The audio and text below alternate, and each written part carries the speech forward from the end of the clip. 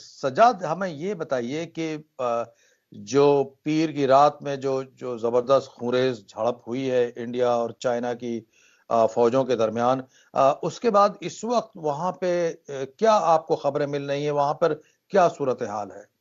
جی شکریہ شکیل صاحب، جیسے کہ آپ کو معلوم ہے کہ منڈے کی رات کو جو سٹینڈ آف ہوا ہے تقریباً کارگل جنگ کے بعد جو بتایا جا رہا ہے سب سے پرتناؤ سٹینڈ آف چائنا کے ساتھ ہوا ہے، اور تقریباً چائنا کے ساتھ 45 سال میں یہ پہلی بار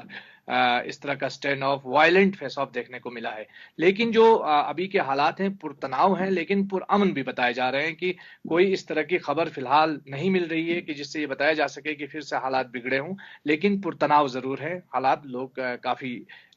تشویش میں مبتلا ہیں۔ یہ بتائیے کہ وہاں پہ تو چائنا کی فوجیں بھی رہی ہیں، انڈیا کی فوجیں بھی رہی ہے، آخر یہ ٹکراؤ کی صورتحال اچانک یہ کیوں پیدا ہوئی ہے؟ کیا وجہ لگ رہی ہے؟ اس کے شکیل صاحب مختلف پہلو ہیں۔ ایک تو جو بتایا جا رہا ہے چونکہ 5 اگست کے بعد جو ایک انٹرنیشنل موو ہوا، ڈومیسٹک پالیسی جو انڈیا کی تھی اس میں ایک تبدیلی آئی، اور جو یعنی کشمیر کے حوالے سے جی 370 ہٹائے جانے کے بعد جس طرح لداخ اور جموں کشمیر کو 2 الگ الگ یونین ٹیریٹریز بنائی گئیں، اور اس کے بعد جو ایک انٹرنیشنل رسپانس ملا ہے اس میں کہیں نہ کہیں چائنا کو ایک تھریٹ یہ بھی محسوس ہوا ہے، کیونکہ گورنمنٹ آف انڈیا کی طرف سے بار بار پاکستان کے زیر انتظام گلگت بلتستان کی بات ہوئی، جہاں پہ چائنا پاکستان اکنامک کوریڈور کے حوالے سے کافی کچھ چائنا اور پاکستان کے بیچ میں ایک تجارت ہو رہی ہے، سرمایہ کاری ہو رہی ہے، کافی حد تک وہ $48 بلین کا پروجیکٹ ہے۔ اور اس وقت آپ دیکھ سکتے ہیں کہ لداخ کے الگ ہونے کے بعد شاید چائنا کو یہ لگ رہا ہو کہ جو تمام لیگلٹیز کشمیر کے حوالے سے تھی وہ اب ہٹ چکی ہے، اور ہندوستان اور امریکہ کے درمیان جو بڑھتے ہوئے رشتے ہیں وہ کہیں نہ کہیں چائنا کے لیے باعث تشویش ہے۔ یہی ساری چیزیں ہیں جو چائنا کو اس وقت چائنا کافی حد تک ایگریسو موڈ میں نظر آ رہا ہے۔ وادی گلوان میں اور جو پینگونگ سو جھیل ہے اس علاقے میں جہاں پر اس وقت کلیش کی جو سچویشن بنی ہے، تو اس میں کیا چین کی فوجیں جسے ہندوستان اپنا علاقہ سمجھتا ہے اس حصے میں کیا داخل ہو گئی ہیں؟ کیا صورتحال ہے؟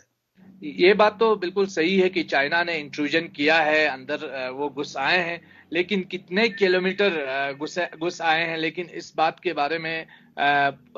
کوئی دقیق جانکاری ابھی تک نہیں ہے، کیونکہ وہ پورا علاقہ ہے وہاں پہ ٹیلی کمیونیکیشن پوری طرح سے مکمل طور پر بند ہے، اور جو خبریں مقامی جو لوگ ہیں وہاں کے کونسلرز ہیں ہل کونسل میں یا وہاں کے مقامی جو لوگ ہیں ان کی طرف سے جو ہمیں اطلاعات موصول ہوتی تھی وہ بھی اب نہیں مل پا رہی ہیں، کیونکہ ان سے رابطہ ممکن نہیں ہو پا رہا ہے۔ اور اس علاقے میں چونکہ یہ علاقہ بہت آبادی سے دور تک پھیلا ہوا علاقہ ہے، پلیٹو ہے بالکل، اور اس علاقے میں لوگوں کی جو رسائی ہے، لوگوں کی آمد و رفت ہے وہ بہت کم ہے، نہ کے برابر ہے۔ اسی لیے جو بھی خبریں آ رہی ہیں وہ یا تو سرکاری ذرائع سے ہم تک پہنچ رہی ہیں یا فوج کے ذریعے سے ہم تک پہنچ رہی ہیں۔ کیا کچھ ایسا لگ رہا ہے کہ ظاہر ہے کشیدگی ہے تو جو فوجوں کی نقل و حرکت میں اضافہ ہوا ہے، کس طرح کا ماحول ہے؟ جیسے کہ میں نے آپ کو بتایا کہ حالات پرامن ضرور ہیں لیکن پرتناؤ ہے، اور دونوں طرف سے بالکل چوکسی برتی جا رہی ہے۔ اور آپ نے جیسا کہ سنا کہ آج حکومت ہندوستان کی جانب سے بھی آرمی کو کھلی چھوٹ دی گئی ہے کہ وہ وہاں جو حالات ہیں اس کے مطابق جو ہے وہ ایکشن لیں۔ ایسی صورتحال میں لوگ کافی تشویش میں ہیں، اور یہ دیکھا جا رہا ہے کہ چائنا کی جو ایکٹیویٹیز ہیں وہ پہلے سے بالکل مختلف ہے، اور اس وقت حالات جو ہے پرتناؤ ہیں۔ سجاد، آپ بھی جو ہے ایک سرحدی علاقے میں ہیں اور آپ کے علاقے میں بھی ایک بار جنگ جیسی صورتحال ہو چکی ہے، تو اس وقت جب اس طرح کے حالات وہاں پر بنے ہوئے ہیں آپ کے وادی گلوان میں یا پینگونگ سو کے علاقے میں، اس کا کیا اثر ہوتا ہے کارگل میں، دراس میں، ان علاقوں میں؟ ظاہر سی بات ہے کہ جب اس سرحد میں پہلی گولی چلتی ہے تو اس سے جو یہاں موجود آبادی ہے وہ سب سے پہلے متاثر ہوتی ہے، اور یہی وجہ ہے کہ کارگل جنگ کے بعد آج بھی ان علاقوں میں وہ اثرات سب دیکھے جا سکتے ہیں۔ لوگوں کو تعلیمی ماحول یہاں کا بہت حد تک متاثر ہو چکا ہے، اقتصادی طور پر لوگ کافی بدحالی کا شکار ہو چکے ہیں۔ اسی لیے یہاں جب بھی حالات بالکل بگڑ جاتے ہیں تو لوگوں میں کافی تشویش پائی جاتی ہے، اور اسی لیے لوگ یہ چاہتے ہیں کہ یہ جو اسکیلیشن ہے، یہ جو حالات بگڑ نہ پائیں اور حالات جو ہے وہ جلد از جلد قابو میں آئیں اور حالات بہتر ہوں۔ یہ تو خیر لوگوں کی تمنا ہے اور تشویش ہے۔ آپ بتائیے ایک تجزیہ کار کے طور پر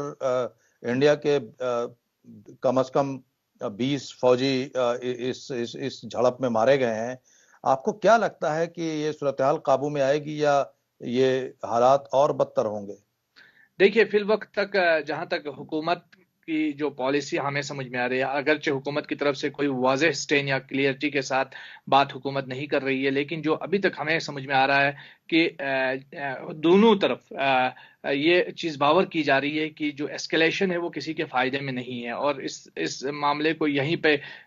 रोकने की काफ़ी कोशिश की जा रही है। लेकिन मुझे नहीं लगता है कि इतनी जल्दी ये मामला जो है वो ठंडा होगा, क्योंकि चाइना की तरफ से जब तक गलवान वैली पे जो दावा है उनका कि गलवान वैली को वो अपना बता रहे हैं, और जिस तरीके से वो दुर्बुक, शियोक और दौलत बेग ओल्दी पे जो एक इंफ्रास्ट्रक्चर बिल्ड हो रहा है उस पर जो ऑब्जेक्शन कर रहा है चाइना, वो सारे मामला हल नहीं होते हैं। मुझे लगता है इसमें काफी वक्त लगेगा हालात बेहतर होने में। इस वक्त जो मुकामी आबादी है लेह में या दरबुक में, शियोक में, ये जो आसपास के जो गांव हैं छोटे छोटे, जो खाना बदोशों के जो इलाके हैं, वहां पे क्या सूरत हाल होगी इस वक्त? क्या वो निकल पा रहे हैं या किस तरह का माहौल है? देखिए, वहाँ तक चूंकि उस इलाके में जैसे कि मैंने आपको बताया कि टेली कम्युनिकेशन बिल्कुल मुनक़ता किया जा चुका है, और जो हाल ही में जब ये शुरू हुआ था, ये तनाव किसी सिचुएशन जब शुरू हुई थी उस इलाके से, जो वहाँ के मकामी काउंसलर्स हैं उनके बयानात हम तक पहुंचे थे, और उन्होंने यही बताया था कि वहाँ जो नोमैड्स हैं, जो वहाँ का पॉस्चर लैंड है, ग्रेजिंग लैंड है, उस तरफ लोगों को जाने नहीं दिया जा रहा है, और लोगों को काफ़ी नुकसान हो रहा है, क्योंकि वो जो पूरा इलाका है ये एक पश्मीना बेल्ट वाला इलाका है। पश्मीना की काफ़ी अच्छी खासी प्रोडक्शन वहाँ से होती है, तो लोगों को काफ़ी मुश्किलात तो बहरहाल है ही। आप लोगों को क्या अंदाजा है कि कितनी चीनी फौज कितनी बड़ी तादाद में वहां पर होगी? कुछ अंदाजा इसका है? कोई दकीकन इस पर मालूमात हम तक नहीं है, लेकिन और चूंकि उस तरफ चाइना की तरफ से बहुत कम ही चीज़ें जो है वो सामने आती हैं, उनके मीडिया में भी इतना एक्सेस उनकी मिलिट्री का नहीं है, तो इस वजह से कुछ ज़्यादा मालूमात नहीं है। लेकिन जो हाल ही में अखबारों के ज़रिए या दीगर न्यूज़ पेपर्स के ज़रिए या मुकामी लोगों के ज़रिए हम तक जो हमारे तक ज़राए के ज़रिए खबरें मौसूल हो रही थी, वो ये कि तकरीबन 5 से 10 हज़ार के आसपास जो चाइनीज़ फ़ौज है वो उस इलाके में आके उन्होंने बाज़ाबिता तौर पर टेंट्स लगाए हैं, उन्होंने बंकर्स बनाए, उन्होंने वो जो सारा इंफ्रास्ट्रक्चर वहाँ पे बिल्ड किया हुआ है।